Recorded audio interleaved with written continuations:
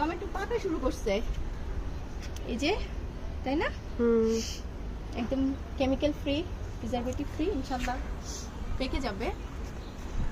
So again আমি ছাদে আসছি গার্ডেনিং ভিজিট করার জন্য, প্লাস হচ্ছে রোদ পোহানোর জন্য।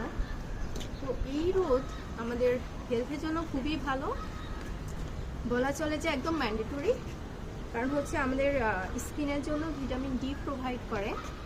তো এই ভিটামিন ডি এর কারণে, ভিটামিন ডি সাফিসিয়েন্সি থাকার কারণে প্রচুর মানুষ, অসংখ্য মানুষ নানানভাবে সাফারার হচ্ছে, বিভিন্ন ধরনের সাফারিংসে ভুগছে। অনেকের চুল পড়ে যাচ্ছে, অনেকের স্কিন ডাল হয়ে যাচ্ছে, অনেকের হচ্ছে শরীর ম্যাচ ম্যাচ করে, ব্যথা, বিভিন্ন ধরনের প্রবলেম হচ্ছে আর কি। তো অনেকে হচ্ছে দীর্ঘমেয়াদী ট্রিটমেন্ট নিচ্ছে, এদিকে আরও কাছে আসে, দীর্ঘমেয়াদী ট্রিটমেন্ট নিচ্ছে কিন্তু ফল পাচ্ছে না, ওরকম ফল পাচ্ছে না। আবার হচ্ছে 40,000 পাওয়ারের বিভিন্ন ধরনের ভিটামিন ডি ক্যাপসুল রয়েছে, ওটা খেলেও কিন্তু কাজ হবে না। যেটা করতে হবে, এদিকে যেটা করতে হবে, আপনাকে সময় করে প্রতিদিন অন্তত 20 মিনিটস, 30 মিনিটস, 1 আওয়ার, যার যতটুকু পসিবল একটু রোদ পোহাতে হবে দিনের 10টা অথবা 11টার পর থেকে। আর যাই হোক, এই যে এখানে আমাদের গার্ডেনিং মাশাআল্লাহ খুবই সুন্দর। তো এই গার্ডেনিং করাটা সবার আমি মনে করি দরকার, খুবই দরকার। শুধু শখের বসে এটা করে না, এটা করলে আপনি তো ফ্রেশ ভেজিটেবলস পাচ্ছেন।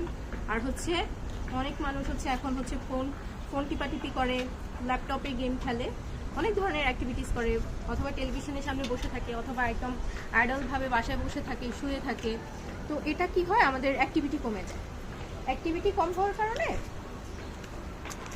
কি হয়, এদিকে অ্যাক্টিভিটি কম হওয়ার কারণে কি হয় যে আমরা অ্যাক্টিভলি তেমন কোনো কাজ করতে পারি না, প্রেশার নিতে পারি না, বিভিন্ন ধরনের প্রবলেম।